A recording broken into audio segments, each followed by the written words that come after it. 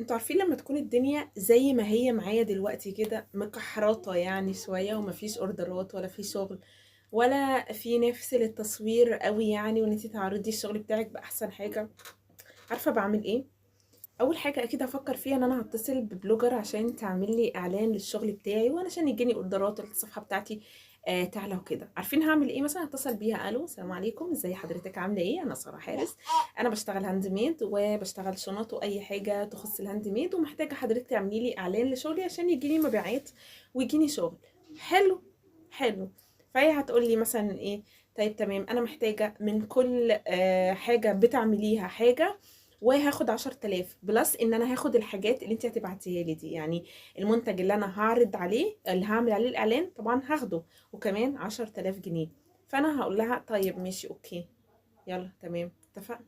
اتفقنا. تيجي بقى وقت الاعلان، هي هتعمل الاعلان ازاي؟ انا هقول لكم بالظبط اللي بيحصل. اول حاجه هي بتظبط الكاميرا كانها مش حاطه كاميرا اصلا، تمام؟ وهتعمل كده: صاحيه من النوم مثلا يعني، وليكن اول حاجه لازم اعملها اول ما اصحى من النوم ان انا اشرب الكوفي بتاعي. يعني مش واخده بالها ان في كاميرا محطوطه اصلا، تبقى بقى لها 10 ساعات بتظبط في الكاميرا وهي اساسا بتقول لكم ان انا لسه صاحيه من النوم. ماشي، بس انتوا كانكم مصدقين، ما انتوا سبحان الله بترفعوا الاعلان وبيجي اوردرات منه. تمام، اوكي. نخلص بقى من مرحله الكوفي. بعد ما بتخلص مرحله الكوفي بتفتح او تقفل اي ستاره. اقفلي وافتحي براحتك زي ما انت عايزه، ما انت بتعملي اعلان، هو ده من اساسيات الاعلان. مثلا اهو، برضو الكاميرا اصلا هي مش واخده بالها ان في كاميرا اصلا، يعني كأن مش هي اللي ظابطه الكاميرا خالص. تفرض بقى تعمل الحركات دي، فاهمين؟ تمام، خلصنا من مرحله الستاره. نيجوا بقى الحته المهمه اللي هي حته الاعلان، ان هي بقى فين بقى الاعلان؟ فين حقي انا يا ستي؟ انت واخده من كل اوردر، من كل منتج حاجه، واخده 10,000 جنيه. فين حقي في انك شربتي كوفي وعملتي فتحتي ستاره؟ هقول لكم بقى الحته جايه فين.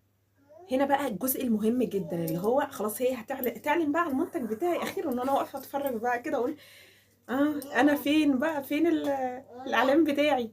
فتجيب شنطه تقول لكم طبعا انا حاجتي كتير قوي يا بنات، حاجتي كتير جدا. لازم طبعا اخد الفاونديشن بتاعي، واخد طبعا الصن بلوك بتاعي، واخد طبعا معرفش ايه، يعني كل حاجتك.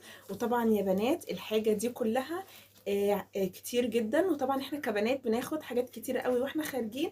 فطبعا عايزه اقول لكم ان ساره في بنوته على التيك توك اسمها ساره حارس بتعمل شنط تحفه جدا، ودي مثلا من عندها، وما شاء الله يا بنات الشنطه واسعه جدا وبتاخد حاجات كتير قوي وستايل حلو قوي كمان. ومش بس كده يا بنات، دي عندها كل الالوانات، تقدري تختاري اللون وتختاري المقاس وتختاري اي حاجه.